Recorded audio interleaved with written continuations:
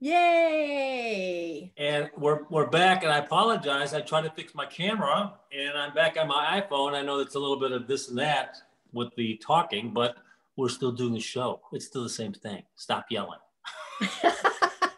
So is that how it works on your end? Oh, I'm Melinda McKinsey, by the way. I'm Tom Wise. You're stopping by to unpack a little shit with Melinda Yes. and I, or actually Melinda and me. And so on All my four end, of us. all four of us, on my end, I'm in gallery view, so I see us both, but you're telling me because it's from your phone, who's ever talking is on camera. Yes, and that's how it got published on YouTube last week, and that's how I expect it to be published today. Okay, then. All right. Well, you know what? That's what we're doing. So are you just saying you and me both the same size, side to side? Yeah. Yes, I Oh, am. maybe I need to experiment with that because I've got just me in a corner. Yeah. I mean, but I'm on the laptop and I think the phone is very different, right? Yes. I think the phone has fewer options. Yes. So I know you're in the middle of moving, and I know moving is super fun and not stressful at all. So I was curious, do you have some sexy topics, or how you feeling about what you The want? never-ending move. I was supposed to be out of here by December 22nd. Yes. We're all soft. 9-year-old. You know what? I wrote a code. I don't know what I mean by it. That's never happened before. A code. And then movie gag ideas. Oh, I like it. Okay, you know, I like my topics. Here's what I got for us. Myers-Briggs. Ready? Grandparents, popular foreign languages, Facebook pandemic dialogue, and critical thinking cards. I love it. So let's talk about, I feel like you've been talking about this, we're going soft or we're soft. What is that? What's going on? It's just a passing idea how people are so easily offended. This is not a new topic, but I was thinking about traveling. Okay. Right? Back in 1897, when they gathered up all the coaches to go west, we started with 137 people and 87 heads of cattle. And then we made it to San Francisco. 95 of us made it, and 16 heads of cattle. And it was a successful trip. Now, if you're on an airplane and somebody brushes against your arm, you're offended. I'm done. You're absolutely right. We're soft. People can't, it's an interesting thing. I was having a conversation, we brought all this on, is like, I was talking to a 9-year-old boy, Conrad. Okay. And I'm saying, gosh darn it, there's 50 plus years between me and Conrad. And I was explaining, he doesn't, I don't know if he's got conversations with older folks around him, but I said, I'm going to lay a little conversation on him now. And yeah.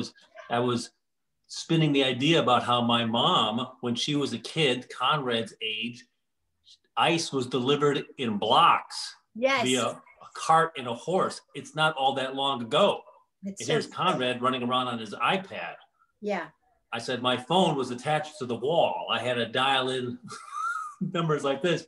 I mean, we've all had those experiences, but it's interesting to think like 100 years, it's amazing. And to think about him, I said, Conrad, you may not even drive a car. You may just get in it and voice activate where you're going in 7 years. Yeah. Yeah. I have to agree with you. I think we are soft. I've even thought about that lately, about me, how much I've changed over the years and how things that used to really set me off just based on how I was raised and my environment and being a woman, right? And now I'm like, I don't have the energy. I'm not going to fight about that right now. But I think you're right, just based on, have you heard that bit about flying on a plane? I think it was from, what's the name of the comedian that is now blackballed because he masturbated in front of everybody? You know what? Louis C.K. and I had the same idea. Yeah. I had that concept before, and I saw him on the Tonight Show with that flight concept. I said, I had the same thing. Yes. We go on a plane. May I do the bit? Yes. It is like everybody's on a plane, 117 people on a plane. We're all going to, Chicago from New York. And the friggin' thing leaves the ground. And people are like, where's my newspaper? What magazine are? You're in the air. You're flying in the air. People should be going, wow, like you're on a roller coaster or something. But everybody's so nonchalant. No one's excited anymore. No one's amazed by flight. Good God, it's a 7-ton piece of equipment in the air. Yeah. It's so true. And people get angry if they don't get their cocktail right away, or when's the Wi-Fi? Because that's what he was talking about, right? The Wi-Fi was down. People were losing their damn minds that the Wi-Fi wasn't working. Right. And it's crazy. True. Yeah, no, it's true. You know, before the pandemic, I was traveling 5 days a week for my job. And I you know me, I like pictures. I would always lean over my chair, take photos. And more than once, I had someone say, oh, is this your first time flying? Nope, I just like to fly. I think the clouds are beautiful. I think it's amazing. Every time we took off, I thought, I don't understand how this works. I don't think about it. If you're not looking at airplane flying at least once in a while with childlike eyes, you're missing past the deal. Yeah. You can get on a plane for $37 and fly to Tennessee from Tampa. You couldn't go for $37 to even get in Disney World to get on one ride. Here we're on a plane. You're going 800 miles. Yes. For $40. It just goes to show as human beings, though, how we just get so acclimated, going back to we're soft. We are, because we're so familiar with, hey, I need to be in another state, like 5 states away in 2 hours, get me there. And then you're angry. I've been on flights before. People actually got angry. There was a woman a couple rows in front of me that was taking care of her mother, and the oxygen tank stopped working. So she was on oxygen. They went to get the spare, because, the planes have a spare. It wasn't working. So we had to go back to the gate. People got angry because this lady needed oxygen. And then the daughter stood up and actually faced everybody and was crying and was saying, I'm so sorry. And people are like, oh. And I just was appalled. And of course, I didn't have the nerve to say anything. Of course, I grumbled safely in my zone saying, can you fucking believe people are mad? This lady needs oxygen. They were furious. What did they want? I'm sorry, you have to die because I've got to be to Chicago by 2:45. What the hell? It's a good thing I'm not in charge, because I would literally take people out right and left. I'd be like, you're inappropriate. And I don't want to say what I would do, but they would not be living anymore. Wow. Yeah. That's Only because, so you killed them because they were complaining about an airplane flight. Oh, yeah. But they can't complain about somebody you got oxygen. Well, at least you're consistent. I'm kidding, but you know what I mean? It's super frustrating when people are disrespectful, because how much worse can it get? This lady needed to breathe. And can you imagine how she felt knowing that people were angry at her? Okay, are we angry at her? I'm not taking up for the weirdos that can't afford it. Are they angry because she didn't prepare and bring the oxygen with her? Well, it was a surprise. I don't know people's thoughts. The lady had 2 tanks of oxygen with her. We had to wait on the tarmac for quite a while. So she was running through it. So they put her on the second one. The second one wasn't working. And they're like, no big deal. We'll get what the plane has. And so she had a spare. She did. And it wasn't working. Or she just brought an empty one and said she was going to have a spare. No, we were on the tarmac for quite a good spell. So she was using it, and it's not her fault. She had enough, but technical difficulties, what have you. But I heard people complaining about, oh, I'm going to be late. And I thought, she was going to die. She needed to breathe. Of course. That's how we are. And I don't know what the answer is, because how do you get people to care about other people? Seems like a 60s song. But how do you, Tom? We've had these debates on social media about. Well, yeah. I mean, I think either you get it or you don't. And so, because we live in such a big world, and we, like you live far apart, right? You don't have houses next to you, so you have a lot of privacy, so you can do what you want to do. When you walk outside, can you see your neighbors if you walk outside your door? I mean, they're 5-acre lots, and there's a lot of trees in between. Yeah. I can see the top of the guy's house. Okay. So I know, like, when I was living with my grandma in the olden days, all the neighbors knew each other, right? If the kids would go outside and play, we all knew each other. So there was more of a sense of community and more of a sense of like, take care of your space, take care of the people around you. We don't really have that. No, I agree. And the worst thing that ever happened was the invention of the attached garage. Oh, tell me why. Well, when I lived in Bernice, all the dads parked on the street and they walked into the house. It gave everybody an opportunity to see Mr. Marcioni, Mr. Ward, as they're walking home. They park the car and they get out of the car and they got to make it, 37 yards from where they parked to their house. And then they see the kids running around. So you're seeing dads and you're seeing whatever. You're seeing moms coming in with groceries and things like this. Now with the attached garage, you dip into your little hovel, you pop it, you go inside the house. You don't see any of your neighbors because you're all attached in the garage in the house and you don't even have to pop out for a second. But here's what I noticed when I'm— Don't butt me on the podcast. You know the rules. Here's a bonus with the attached garages, because this is something I was unaware of until I moved to Florida. Can you tell me, as a man, what is the bonus to a man having the attached garage? Do you know? Well, when he kills his wife with asphyxiation, he can just be sleeping at the same time. Doesn't have to put on pants. That's definitely one of the bonuses. The other thing that I learned, and I had never seen it before, and I'm sure it's around, was that many senior citizens in the first neighborhood that I moved into, which was a nice neighborhood, they had their attached garage door up, big screen door, and the men would be sitting in the garage just staring at everybody. Did you ever see that?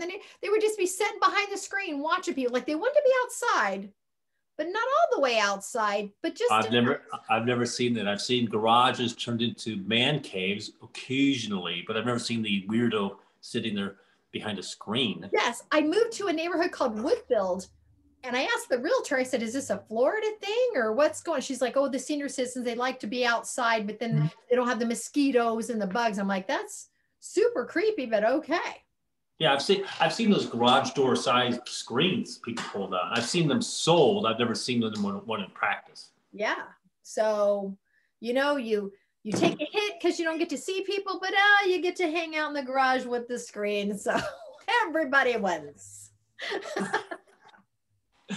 You threw me off with saying that was a man's thing. You don't think the wife ever joins? Well, I can only say based on my experience, it was always the man. I feel like the woman was like, get out of my house. He didn't really want to go anywhere and he didn't want to be bothered. So if he sits in the garage with the screen, that's kind of a good little answer, right? So we lost Larry King over the weekend, right? Yes. Right. And it's funny because I was listening to Larry being interviewed along the same lines. He goes, when I think of somebody, because he's been married 8 times, he married the same woman twice, so he's 7 different brides for one Larry. And he goes, whenever I see somebody who's married 50, 60 years, he doesn't think of it as an accomplishment. He thinks of how much did everybody in that relationship just have to suffer through the other person's, they didn't really get along. They just stayed together because they decided to suffer together. He goes, when I was married, something wasn't working out, I'm moving on. I'm not going to stay. I'm a different person when I was in my 20s than I was in my 30s. I have different needs in my 40s than I did in my 50s. He goes, I could just imagine all the conflict and strife that people that are married 50 years had to put up with each other. Wow. How do you feel about that, Tom? Do you feel that way? No, I don't. I'm jealous of people that have successfully made it to 30 years. Yes. A lot of my colleagues have now there since I'm in my 60s. That's 30 years. Because when my parents, my dad died before I think my parents had hit it to 50. But it was, not 50. I mean, 30 years. But I think, it only works if you're with somebody that's working with you. It doesn't work if you dragged like Larry King. If you just suffered in silence for 30 years while she ranked you over the coals or stick you outside of the garage with a screen. I mean, that's really, you get applauded at some sort of, anniversary dinner, but it's really a lot of suffering going on both sides. So if it's a happy marriage, and I think, it's interesting. I think if I would get married now, Yeah. I'd be so chill. I would like, as long as the woman was kind and, positive attitude. My wants and needs would be very small. Just the attitude would make up for 93% of the equation. Whereas when you're younger, you've got all sorts of, does she make a good living? Is she a good mom? How does she get along with the neighbors? Can she make something if she had to? That list is just getting down to almost nothing. It really is. Well, and as you know, I was married a long time too. I've been happily divorced 10 years now, but my idea about marriage has changed so much. I was so young. I was 21 years old when I got married. I mean, almost 22, but still such a baby. And I didn't think about, would we be able to grow together as we aged? And the answer was no, absolutely not. We weren't even on the same page when we got married, but I was in love. Right. I thought that was the answer to everything. And then well, I look at my brother who's 10 years older than me. He's been married now for 2-3 years. Okay. And even an older woman, they're so relaxed. They go off on little car trips. They keep the place neat. They agree on the basics, but there's all that other stuff that isn't involved. Right. The making money, chasing a living. Yes. They spend time with their grandkids. I mean, this is easy street. Now, his wife had died 15 years ago. Okay. So it wasn't like, it was thrust upon him. It wasn't a choice for him to change partners in midstream. And frankly, between you and me, this second wife was a lot more chill. So how did he meet this one? It was like Match.com. Because we were both single at the same time. I said, "Hey, Johnny, we could be potentially dating the same women." I mean, there's only a 10-year gap between me and him. Right. Did you ever? No. But he was dating some gal down in South Illinois. He's from Chicago, and he's dating some woman in Springfield or something. I said, "Well, you only pass about 3 million potential women on the way down to." You might check around in your area a little bit. It's Chicago, 8 million people in the area. But you know what, Tom? I think this is funny. You and I debated about this. Men very much want the convenience style of dating. Please live close to me, where I think you'll give up one or two things if it's a shorter drive. I feel like women, I mean, when I first went on Match, I met people all over the US. I still have some guys that I became friends with, that like one guy that lives in Salt Lake City, Utah, because we just really liked each other. It wasn't realistic to date, but I've hung out with him. He's, so do you still feel that way, that it's just easier to try to find someone closer? I get the reality of if it's a 2-hour drive, I get it. Yeah, there's a number. I've been willing to drive an hour. But it better be working pretty soon. No, I can understand that. And when you're driving an hour, at what point do you say, meet me halfway? It's all, well, what's to be done? What are we doing halfway? So we're in the middle of, we're in a small town. We were going to meet at a restaurant. You tell me. I'm asking the questions. No, that's not practical. Meet me halfway. Maybe meet me halfway if we're going to meet first for a drink or for a coffee. If we're getting introduced, I think that's fair. You live in Lakeland, I live in here, so we'll meet somewhere in South Tampa. That's a fair equation, and I've done that. Once you're dating, there's no sense driving halfway. Now what? Well, that's what I'm saying. At what point, when someone lives an hour away, you meet halfway. At what point do you go, okay, let's invest? Right. Now we can do this thing, because don't you think that's the tricky part when you first meet someone? It's hard to decide, like, okay, let's try this again. I'll drive an hour. Now, when does she drive an hour to you? Like, it's within a couple of 3 dates. I mean, I've driven an hour. I'm saying, okay, now we got to come up with an accommodation, meeting halfway, or just meeting and going out to eat. That's fun, but that's not. It's not how the relationship moves forward. And then I've had, when they drive up to me, I drive down to them. It's, back and forth a little bit. So that's worked until it didn't. What do you think the best scenario is for a first date? Is it a meal? I think the best scenario is you meet for drinks or coffee with the possibility of it to evolve if everybody's feeling good. I think that's fine. I think women that want a big meal or big fancy thing, I was like, you may not even like me after 10 minutes. Right. I have to agree with you. I don't like meeting for a meal at first. It's too much pressure on everybody. And then the money thing gets weird about who's going to pay. So when I was dating, I told the guys, when we meet for the first time, let's meet for a cocktail and let's go Dutch. That way there's no weird anything on anything. And then I feel like we can decide, because there's a weird obligation when a guy buys you drinks and an obligation. Yeah. I think if a guy, the first time you do it, that's what I think. I mean, if a lady said to you, hey, let's meet for the first time for cocktails and let's go Dutch, would that put you off? Would you think? No, I would be fine with that. I would say fine. And then I would probably pay for it anyway. I like the idea. It's kind of like I had that bet with the guy who owed me $100 on the Trump thing.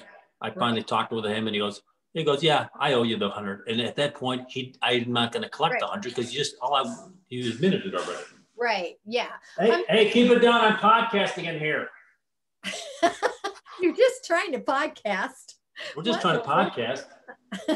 Come on in and say hi.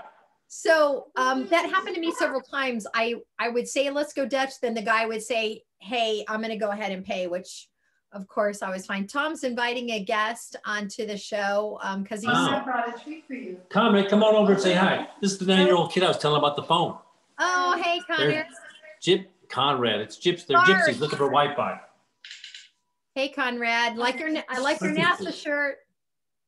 Thank you. Yeah, he's going to space. Yeah, he is. Good for him. I'll see you in 10 minutes. I hope so. Maybe by the time he's an adult, we can live on other planets. Who knows? So our phones won't be attached to the wall anymore. Check this out, Tom. I started watching the classic Twilight Zone shows. Do you remember watching them?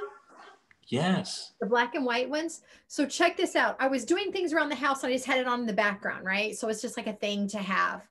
They had a show on, and I love how timely these are. They had a show on where the emergency broadcasting system came on. Tell me if you remember this one. And they said, switch to this channel. We've got unidentified flying objects in the air. And we want everybody go down to your bunkers, go in your basement. Did you see this one? I don't recall, Your Honor. It's been 50 years. Okay. It reminds me of what's going on now, what happened with the pandemic and like the politics.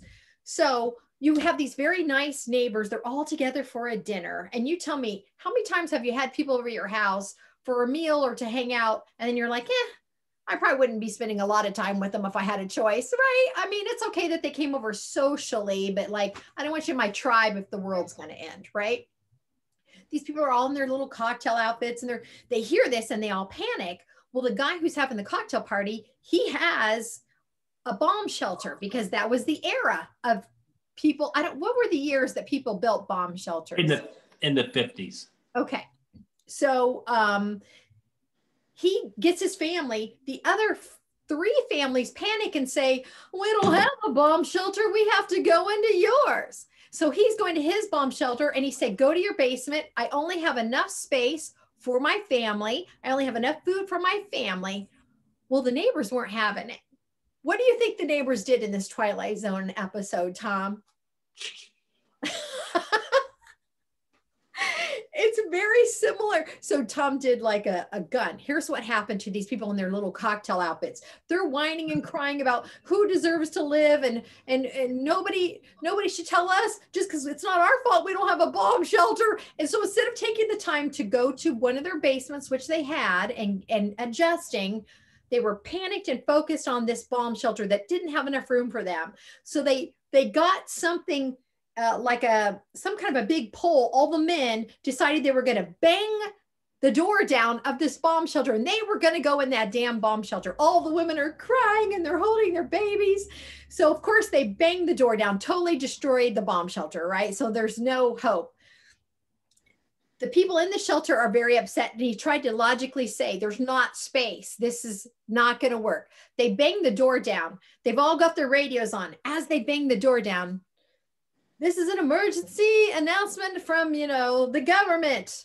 Everything is fine. They were not aliens. It was a satellite. Everybody go home. You're fine. So people are like looking around and trying to, oh, well, that was a little awkward. That was a little awkward.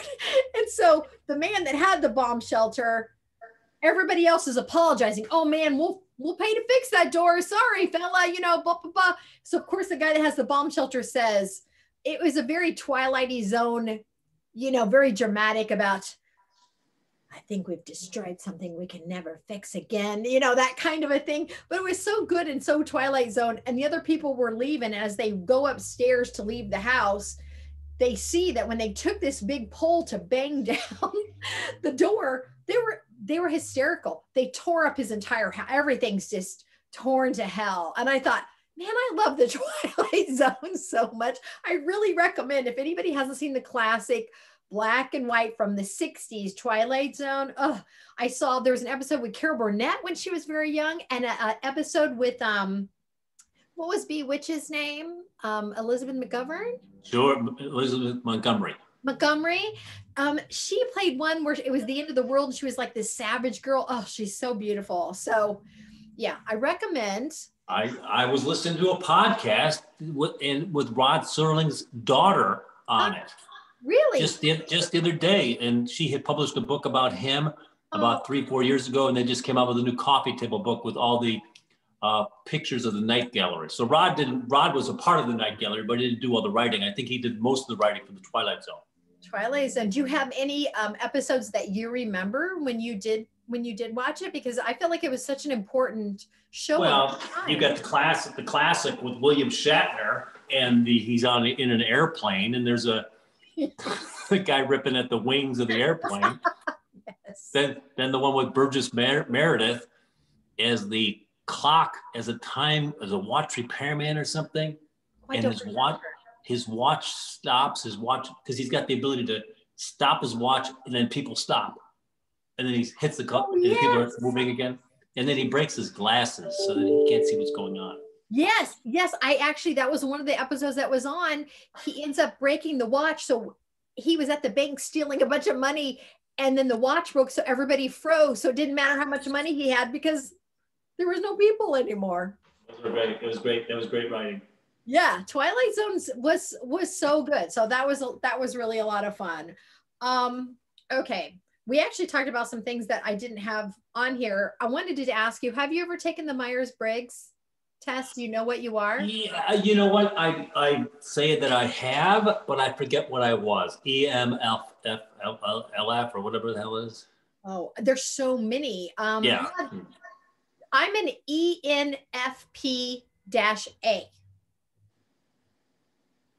So I had to look it up to remind myself. So E is for being extroverted, right? Then intuitive, feeling, perceiving, and then A is for being assertive. So I can be assertive. I prefer not to, but if you make me, okay. You've got that bag you've got that club in the bag. Yeah, I mean, I don't want to have to use it, but if I use it, I'm going to use it all the way. Like, I'm not getting it out to play with you. I'm going to use it. I would love for you to take the test so we can talk about the personalities, because I think you and I talked about this before on dating sites. It would be such a good idea for people to put their Myers-Briggs on there, because I think it does tell kind of a lot about your personality, and it tells you what other types you're good with. Like my daughter is an INFJ, which is the opposite of me. And we actually get along well because she's more intuitive. She's perceptive of everything, but she's so sensitive. She keeps most things to herself. Like you don't really know, but then when she does speak, you're like, oh, that's incredibly insightful. So whenever I'm having an issue or something and I'm just like popping off at the mouth, I'll ask Alex, what do you think about this? And she'll say, well, I'm like, well, holy hell, you should be a therapist. Like, how did you figure that out? So I think it would be an interesting thing to do. Absolutely. Plus it's nice to know, where someone is coming from. Yes. So you can respond, if you know you're going to mix it up with people on certain issues and topics. Hey, let's steer clear from that. We understand what's going to happen, so we can move on. there's certain things that'll never get fleshed out. You know, people feel a certain way, or they're just a certain, right. like, not like astrological signs, but, well, you know, or religious conviction. Yeah. Just awareness of those trouble spots can save you some trouble. Yeah. I mean, I've definitely learned along the way that I prefer to be with people that are more introspective. I like having fun, but I can't date somebody like me. It's too much. I can't date me.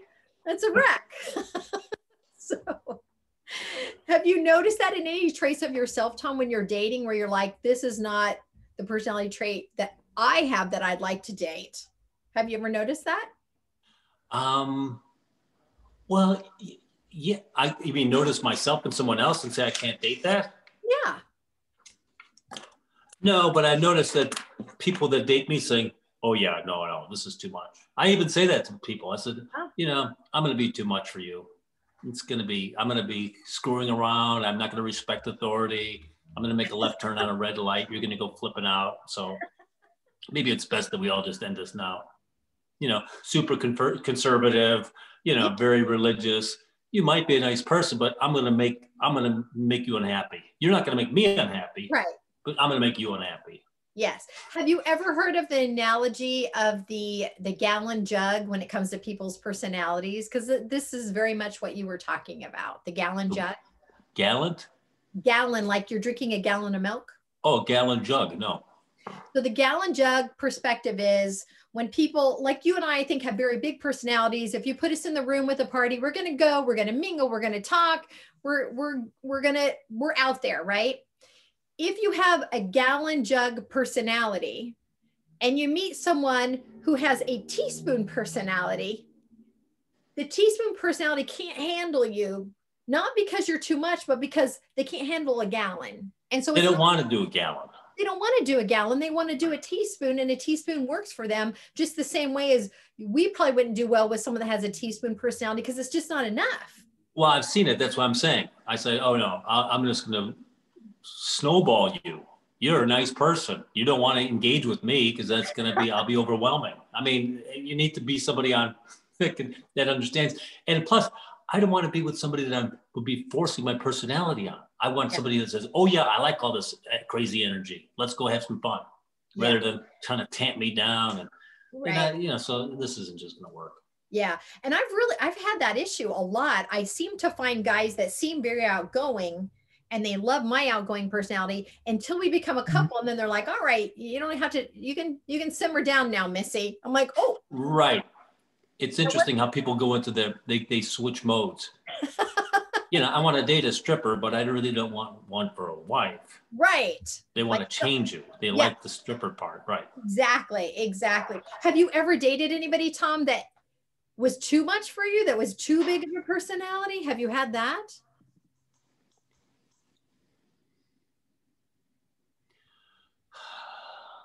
I'd say no. I mean, no. I mean, as long as, I mean, the only thing would be a signal to me is if their ego was out of check. I mean, I married Terry Toner. She was the most attractive woman and a TV spot over HSN, but her ego was always in check. It wasn't like, I get nervous. I know some women and I see them on TikTok or I see them on Facebook. I'm going, there's a lot of me time on this thing. Look at me, I'm in a sexy outfit. I'm like, I know you're married. I know you got kids. I would hope that you would use that energy for something else rather than look at me, look at me, look at me. So that's kind of a deal breaker for me, that somebody needs that outside affirmation all the time. It would be exhausting. Yeah. And you know, it's funny because I think we make up rules in our head when we're dating, right? And I have a couple rules, like when you're talking about the ladies, like it's, you know, I do a lot of selfies and a lot of things like that, but I don't do the bikini or the whatever. And one of my things about some of my female friends is I've got some female friends that will put on a bikini and then do a very beautiful but sexy pose. And then the saying will be, you know, trust the Lord our Jesus Christ or something. And I'm like, well, I think that's a trick because I don't see how that really goes together. Do you know what I mean? Like you can't tap that visual down with biblical talk. It doesn't make any sense to me. Yeah. It's very odd. Yes. And but it's like, you know, well, my body is natural. It's get from God and all this. all that stuff. And there's no disagreeing with that. Right. Are you noticing a lot of times that there's a lot of people mashing religious concepts to fit this whole Trump thing? Yes. You know, God will be there. They're waiting for the election to be reversed. And now it hasn't been reversed. And it's like, okay, you put all your faith into this activity and this thing that you thought was going to happen, but it didn't. Yes. So now what? Well, it's a mystery then. You know, it's like, all right, well, there you go. Yeah. So then, you know, there's no pinning God down, because if it doesn't happen, it was not his way. Right. I know. And I don't really like that kind of manipulation where they use that as a fallback, because I'm seeing the people that were saying, you just wait, God has his timeline. And when things didn't happen the way people wanted to happen, the latest thing that was posted by these Trump supporters is, oh, those liberals just like it when they think we're down, but we're not down. Don't let them see you be unhappy. And I'm like, I'm not really looking for that. I really want everybody to be happy. Yeah. I really want people to live a full life, but I'm not going to put up the bullying. But I'm not looking around going, oh, I hope those Trump people are miserable. I feel bad for the Trump supporters. I feel like they have some mental health issues, not to be mean, because when you're being manipulated like that and you're being taught to favor one man over the country, it's not healthy. No. So it goes against a lot of biblical things, not to look to a person or man for your salvation or for your guidance, because you've had many instances where the church leaders have gone wrong, collected money that they didn't deserve, sexual things, dalliances. Our history is rife with all those things. Yes. And the Bible suggests, don't look at men, keep your eyes on God. Men will fail, men will fall. It's, if you're going to believe in God, then let's go. Don't believe in a man. Yeah.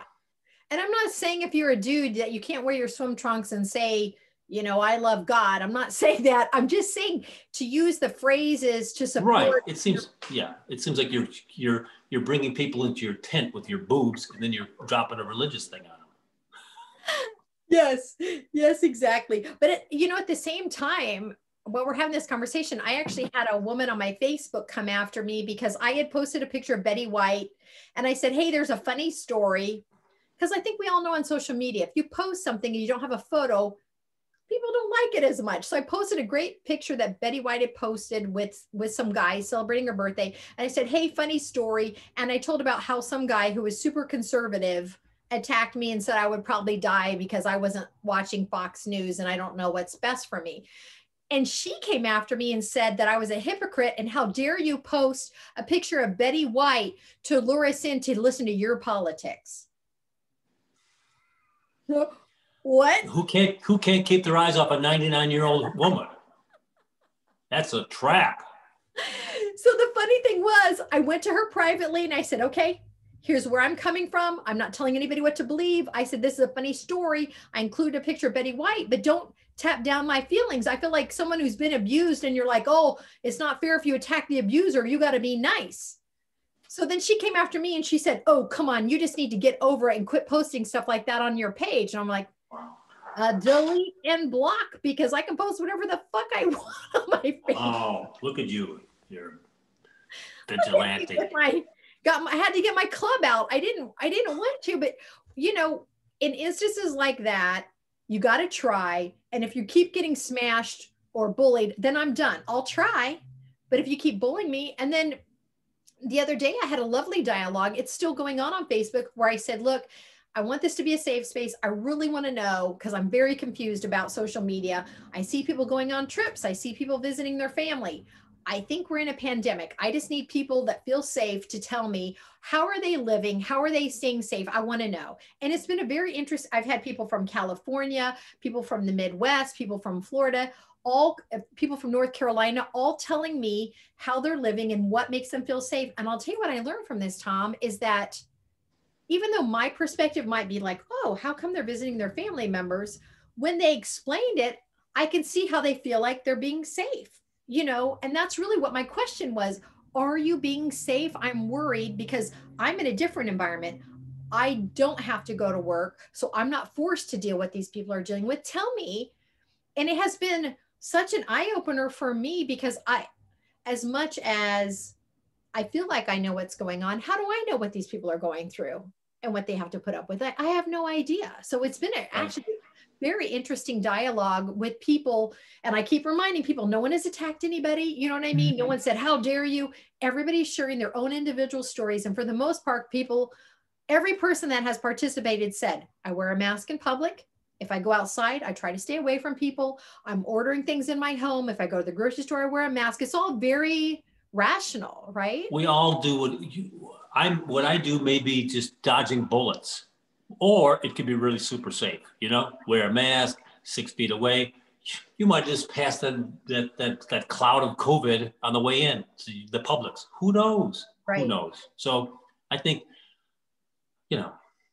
it's another question we ask St. Peter when we get to the pearly gates. How close was I to a COVID cloud? But you know what, Tom, after the last 4 years, we've had so much arguing and hate. It was really refreshing to see people sharing how they were living their lives and nobody got attacked. So far, no one has said, how dare you, and people are doing things I don't agree with, but that's not my place. Like, they're living their life. They have to do what works for them. I had a mom on there saying, look, my kids are going to school. They're doing sports activities. So far, we've been fine. I'm like, okay, thank you for sharing, because I don't have to do that. I have no idea what that feels like, right? Exactly. I mean, I was like, 6 months ago when kids went back to school, I go, here we go, get ready, saddle in for dead teachers and thousands of kids dead. And it really didn't seem to happen. So, I mean, I blame the government a little bit for not giving us all the proper information and studies. You'd think after a year, you'd have a pretty good idea of what was working, what wasn't working. Right. Where the dead people are coming from. 4,000 a day. Who are they? Right. Where are they coming from? What's going on? I mean, was it the church? Was it the everybody marching in Chicago to protest Black Lives Matter? Was it Christmas? Was it Thanksgiving? It doesn't seem to be really, I'm getting stories from friends I know that have people that are dead in their 45, 52. So it's like, you think that they could collect the data and say, here's what appears to be a safe activity. Shopping at Publix with a mask on, 6 feet away, appears to be a safe activity. No one's going to say it's 100%, but we're a year into this. We should know what's safe or not. We need the data. I did read a story that in the Georgia public schools, they've had 580 teachers die. That's crazy. 580 teachers died. So why aren't we studying that? What's going on? They had a meeting in Cobb County with board members to discuss this. And one of the teachers that died on Christmas Day, they were memorializing him. Well, guess what, Tom? Members of the board, not all of them were wearing masks. And so they said, in honor of this teacher, will you please put a mask on? And guess what they did? They did not put a mask on. Even when they were asked, they refused to wear a mask. So I think that explains some of the problems in Georgia, because if you're not doing the most basic thing, people are going to get sick. Yeah, it's crazy. It's insane. It's insane. Yeah. So, and then it all turned political. Right. So I'll be very anxious to see, because a lot of kids are in school and they're fine. So I want to see the data. I want to know what's fine so we can, get look back. at this. More than 5. I'm just bringing it up on here on the internet. Yeah. A teacher died of COVID. 530. Yeah. 530 teachers. Oh, sorry. That's I thought it was crazy. 580. My bad. Yeah. 530. Sorry. Yeah. So, why aren't we need to study that, because we don't know. And I think for me, the struggle has been, like you said, the information's so different everywhere. Every environment has a different issue of, like, healthy people are dying, and then other people saying only sick people are dying. Well, right? We need to know, because everything feels scary to me. I mean, you had 18,000 people in a stadium yesterday to see football games. Is this a safe idea? Is this a horrible idea? Or is it somewhere in between? Well, you're taking a 18% risk when you go out into this, versus a 10% risk when you go to Publix, versus a 90% risk when you're sitting in a restaurant for 6 people and there's 7 people in there. Yeah. Right? So you think that you get a bit more information. Yeah. Anyway. So I hope that that's coming our way now with the new administration, that things will be worked on. So we'll start getting reliable information, and we can make a plan. But again, I really am grateful to the people on Facebook that responded in such a healthy way, because everybody told their own story and they were very clear about, I do meet with my family members. I do. Yeah. You know, and so it was good to see. I'm looking forward to having conversations and learning stuff and not fighting with people all the time. I've always told my kids, you can't make a decision in a vacuum. Meaning you need a lot of information, or it's just too loud in there. Well, I think when you're afraid, it's hard to be rational, right? Yes. When you're afraid. Yeah. So, you need to be told how much afraid you need to be. Well, be afraid. Yes. Yeah. Be afraid to sit in a restaurant. Don't be afraid to go to a stadium. Yeah. Or whatever. Yeah. So I have time for one more, dear. You got one more? You had a lot of good topics. One more. All right. Let's make this. Well, this might be a sweet one. Remember, we were talking about our grandparents, and you started to remember your grandparents' like room, or we talked about the bedroom to see what you remember. So that made me start thinking, because I love like when things like that come up. Do you have particular grandparent memories that you're like, oh man, that was a good moment. That was a good time.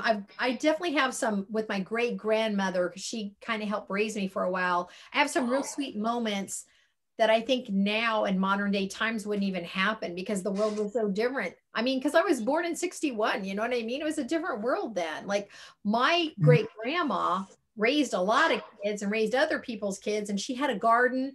Of course, she stayed home. She wore an apron every single day of her life because she cooked. In my mind, my great grandmother was a bigger woman because I was a small child. My mother gave me my great grandma's apron after she passed, right? It's tiny. It's so little. She was so tiny. But in my head, she was this big woman. What she would do for me was, I know I'm old, but we had Pop-Tarts then. And my great grandmother would toast the Pop-Tarts, and then plain, there was no icing. And then she would put butter on them. That was her thing. She would put butter. Well, I didn't like the butter. And I would tell her every day, oh, I don't want butter. Okay. And she'd put the butter on it. So I remember as a little kid, I loved her so much. I didn't want to hurt her feelings. So I would eat it, but I would eat all the crust first because it had no butter on it. That was my favorite part, was eating the crust. Then I'd eat the part with the butter. So do you have like, grandparent memories where you're like, oh man, My grandfather was an alcoholic. He was pretty far gone when my mom's dad was gone when she was a kid. My grandfather was, my impression was he was very grouchy. Don't give him a wide berth. He'd never yell at anybody, but he just was interested in sitting around, having a drink. That's all he was interested in. But my grandmother, my mom's mom, was hilarious. Any bit of fun she could get into, she was down for. She was that's where I think I get my sense of humor from her. She was always very dry.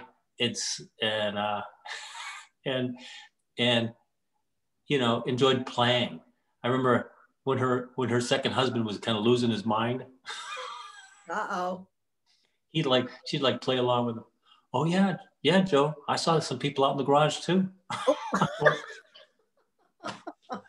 Can't do that. And then she famously she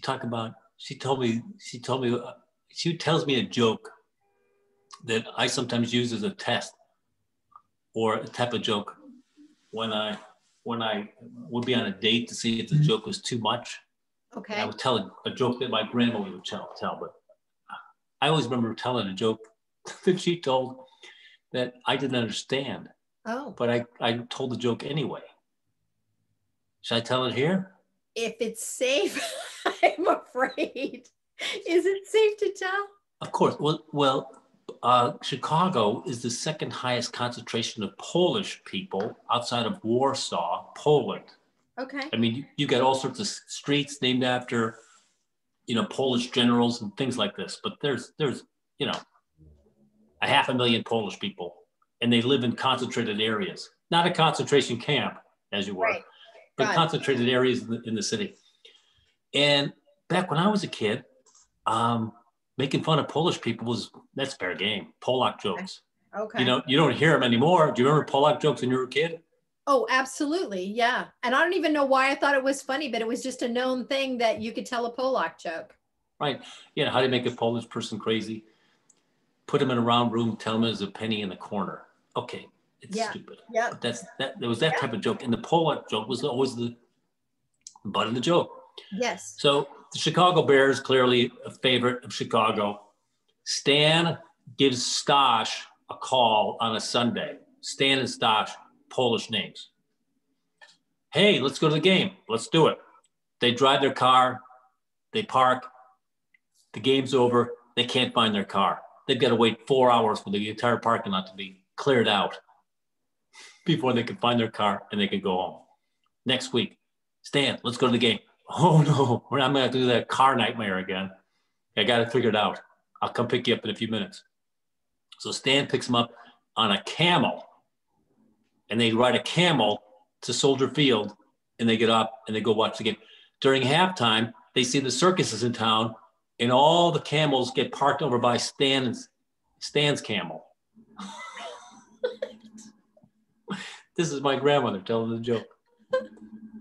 And then Stash is like, oh crap, we're going to be in the same predicament we were in last time. We won't be able to pick out our camel. Stan, I got it. Not a problem. Game's over. They go out to what the hell? I got some alarms set, sorry. They go out to the camels, and then Stan is picking up the tails of all the camels. Stash goes, what are you doing? I'm trying to find my camel. How's that? Well, when we were coming on our way up, I heard some guy on Lakeshore Drive say, hey, look at the two assholes on the camel. Yep. Yeah. And when I was a kid, I'm like, so the camel had two assholes? You didn't know. You didn't know. Yeah, you know what? Those were different times. It's interesting to hear you even bring that up because I kind of forgot making jokes about Polacks was like a thing. I don't know how that stopped. It must have stopped in the 70s or the 80s because after a certain point, it was done. Yeah.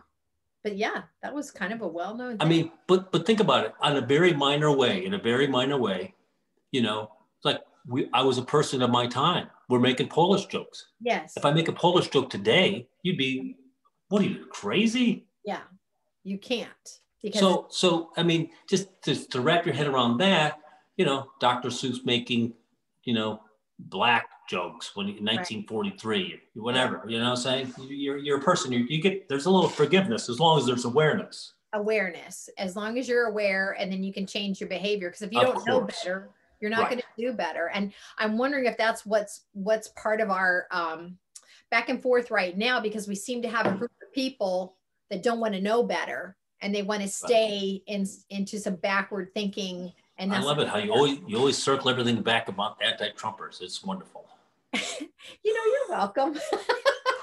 It's a gift. It's a gift. What? But it's not even Trumpers. I'm trying to end the show on a joke about Stan and Stash. Now you're going to step on the Trumpers' necks one more time on the way out. What else can I say about those Trumpers? And I'm Melinda McKinsey. Oh. Hey, you said you had new segments. I want to do new segments. I want to do an improv segment next time. Oh, yeah, absolutely. Yes, and we'll do that. What other segments do you have? For today? Well, for any day. I thought segment, or you just had ideas. Oh, you mean I think that we should have a guest day, right? Like every Wednesday should be guest day, right? I think we should always have a question of the day about relationships, because I think that's very important, right? Yep. And I think that we should do one like current news topic, not necessarily politics, but like aliens have landed, you know, whatever. All right, I like that. Currently. And then, you know, you should probably do a joke. Since you're a stand-up comedian, you should have Tom's joke of the day. Joke of the day. Yeah, we can do that. Thanks, Grandma. And then I can bounce it out with like girl feelings or feminine hygiene or something. I love it. All right. And my name's Tom Wise. And you have just finished unpacking some shit with us. And today is, what is today? Monday. Today's Monday, January 25th, 2021. Woo! And I think I'm done. I'll hit the done recording button. Thanks for, see you on Wednesday. Where is it? I don't know. Did it stop? No.